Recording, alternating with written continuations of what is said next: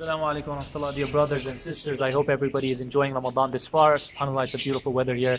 It just started raining while I was making my video, so let me just finish this very quickly. Basically, a very important and interesting question that was asked was that how can we summarize all of the things that break our fast into a few points?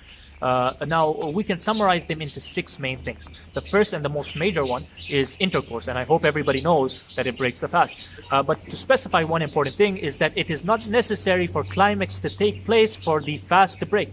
Rather, as soon as penetration takes place, and I'm sure everybody understands, it breaks the fast. Now, why we say it is major, unlike the other things, is because it does not just require you to make the fast up later on, but it also requires the kaffara. And what is the kaffara? The kaffara, as mentioned by the Prophet ﷺ, is freeing a slave. Now, good luck finding a slave in this day and age. So that's difficult. If one cannot do that, then he is required to fast 2 months consecutively straight, which you can see is very, very difficult. And if one cannot do that, then he is required to feed 60 poor people. SubhanAllah, you can see how severe and major it is. Hence, anyone and everyone should avoid intercourse during Ramadan, fasting, or getting even close to it. The second thing, which I hope everybody knows as well, that breaks the fast is eating and drinking. But to be more precise, any solid, substantial solid or liquid, substantial size or amount of solid and liquid which reaches the stomach, this is what breaks the fast. For example, if water enters my stomach even through my nose while making wudu, it will break my fast.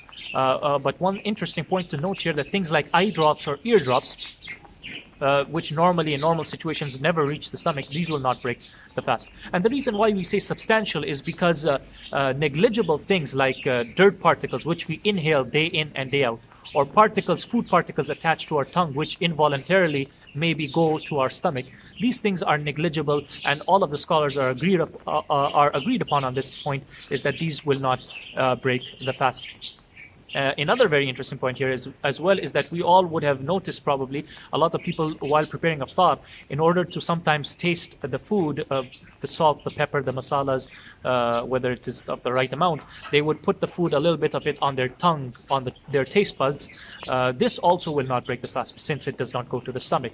Better to avoid? Yes.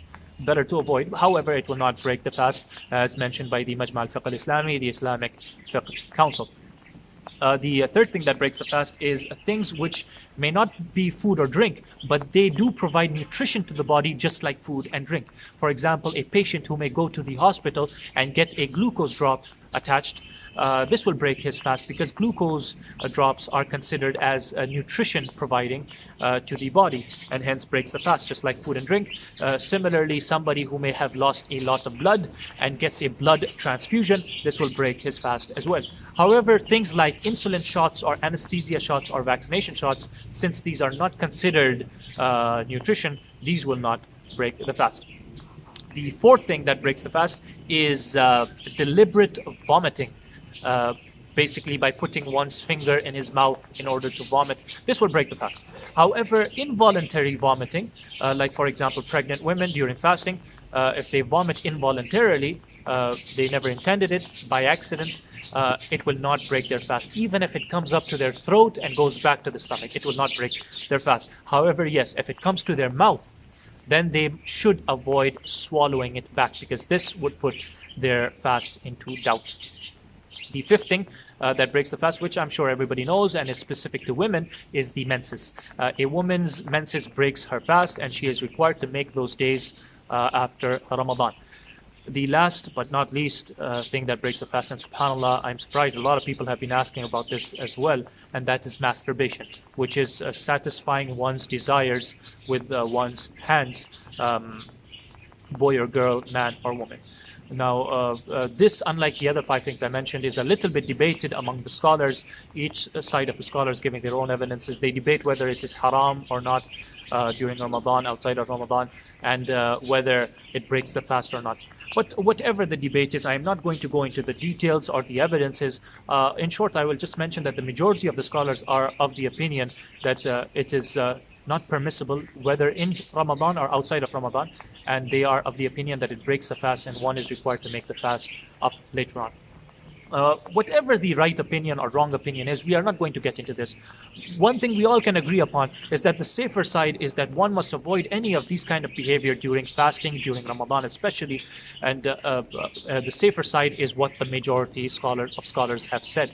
And the other thing is that all of us, one thing we all can agree upon is that it is not from the character or good character of a Muslim believing man or woman. One should not be adopting or involved in such kind of behavior, whether in Ramadan or outside of Ramadan. And Ramadan comes once a year.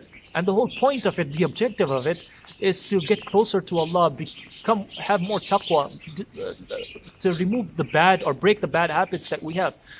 Not breaking those bad habits or not having enough self-control to even stop oneself just destroys the whole purpose of Ramadan.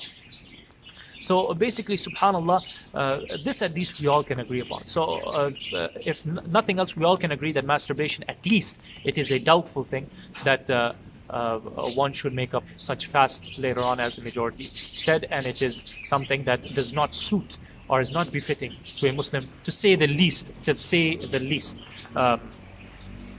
So these are some of the 6 things that break the fast. 5 of them, as I mentioned, are agreed upon by the scholars. The last thing is something that is a little bit debated.